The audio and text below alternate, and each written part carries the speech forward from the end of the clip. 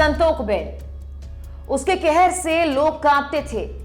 वो ऐसी माफिया थी जिससे जुर्म की दुनिया में भी लोग पनाह मांगते थे।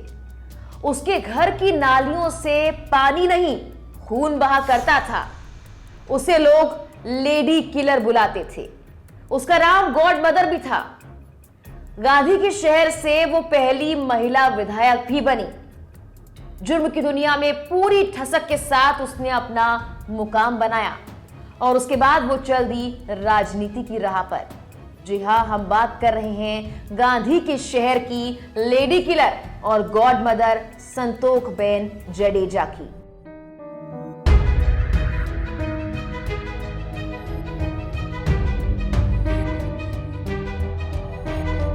नमस्कार, स्वागत है आप सभी का लोकमत हिंदी पर। मैं हूं आपके साथ मेघना सचदेवा। आज मैं आपको बताऊंगी गांधी के शहर पोरबंदर को कैसे संतोख बेन ने खून से लाल कर दिया। उसका खौफ ऐसा था कि हर कोई उससे डरता था।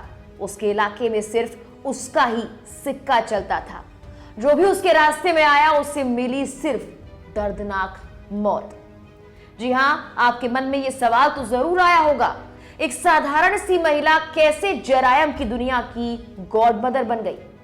तो चलिए आज आपको बताती हूं संतोख बेन जडेजा की जिंदगी से जुड़े कुछ ऐसे किस्से जिसे सुनकर आप हैरान रह जाएंगे, आपकी रूह कांप जाएगी। जैसा कि अक्सर कहा जाता है, क्रिमिनल कोई शौक से नहीं बनता, बल्कि हालात उसे मजबूर कर देते हैं। कोई ना कोई ऐसा वाकया, कोई ना कोई ऐसे हालात जरूर बन जाते हैं कि अपराधी बंदूक उठाने पर मजबूर हो जाए। पोरबंदर में जन्मे महात्मा गांधी ने अंग्रेजों को देश से भगाने के लिए सबसे खतरनाक हथियार का इस्तेमाल किया था, अहिंसा। और इसी पोरबंदर में संतोख बेन ने खून की नदियां बहा दी, अपने पति की मौत का बदला लेने के लिए और अपने बच्चों की सलामती के लिए अपराध की दुनिया में संतोख बेन ने कदम रख दिया। जी हां, यह कहानी शुरू होती है 80 के दशक में, जब संतोख बेन के पति सरमन मुंजा जडेजा महाराजा मिल में मजदूर हुआ करते थे। मिल के वर्कर्स ने मालिक के खिलाफ स्ट्राइक कर दी। हड़ताल खत्म कराने के लिए मिल के मालिक नानाजी कालिदास मेहता ने गैंगस्टर देवू वाघेर को ठेका दिया और साथ में लाखों का कैश। सेठ से पैसा लेकर देवू वाघेर सीधा पहुंचता है मिल पर, जहां उसका सामना होता है सरमन जडेजा से। गैंगस्टर देवू वाघेर ने सरमन को अपने रास्ते से हट जाने के लिए कहा, लेकिन सरमन तो मिल मालिक नानाजी कालिदास मेहता के खिलाफ अपने पैरों को जमा कर खड़ा था।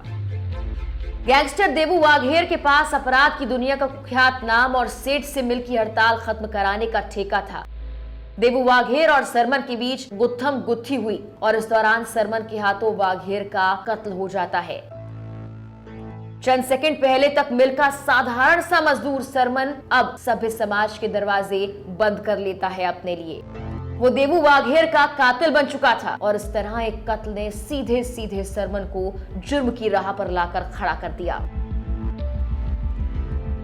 हालात के चलते खूनी बना सरमन धीरे धीरे पोरबंदर में अपराध का बेताज बादशाह बन जाता है। पोरबंदर का डॉन अब मेहनत की कमाई भूल गया।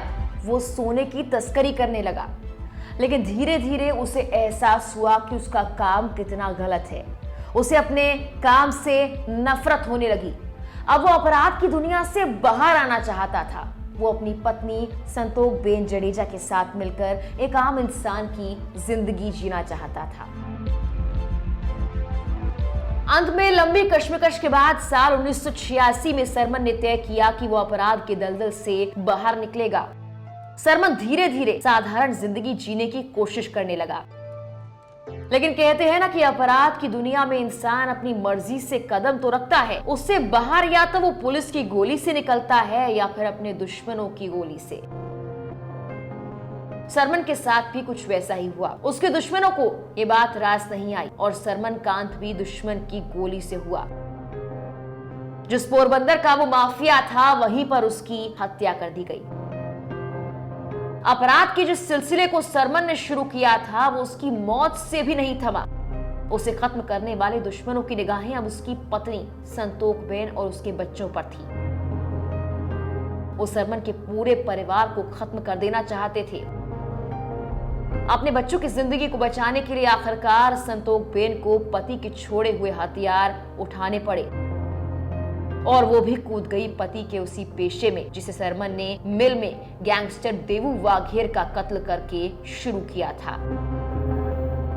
संतोख बेन ने पति सरमन के मर चुके गैंग को दोबारा से जिंदा किया।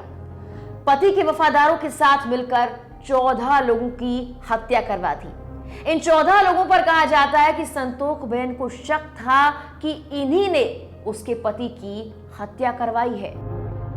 पति की मौत का बदला लेने के बाद तो संतोख बेन को न केवल पोरबंदर बल्कि पूरा गुजरात जानने लगा था। कहा जाता है कि संतोख ने अपने रसूख पर अंडरवर्ल्ड से कनेक्शन बना लिया। मुंबई का कुख्यात डॉन करीम लाला संतोख बेन का बेहद नजदीकी था। संतोख बेन ने अपराध के बूते पोरबंदर के पोर्ट, रियल एस्टेट, बिजनेस और ट्रांसपोर्टेशन पर पूरी तरह से कब्जा कर लिया। अपराध की दुनिया में बादशाहत कायम करने के बाद संतोख बेन ने राजनीति में उतरने का फैसला किया। इस बीच साल 1989 में संतोख बेन को जनता दल ने पोरबंदर से विधानसभा चुनाव का टिकट दे दिया। 89 के चुनाव में बम्पर जीत दर्ज करके संतोख पोरबंदर की पहली महिला विधायक बन गई। सोचिए, ये वही पोरबंदर शहर है जहां राष्ट्रपिता महात्मा गांधी का जन्म हुआ था।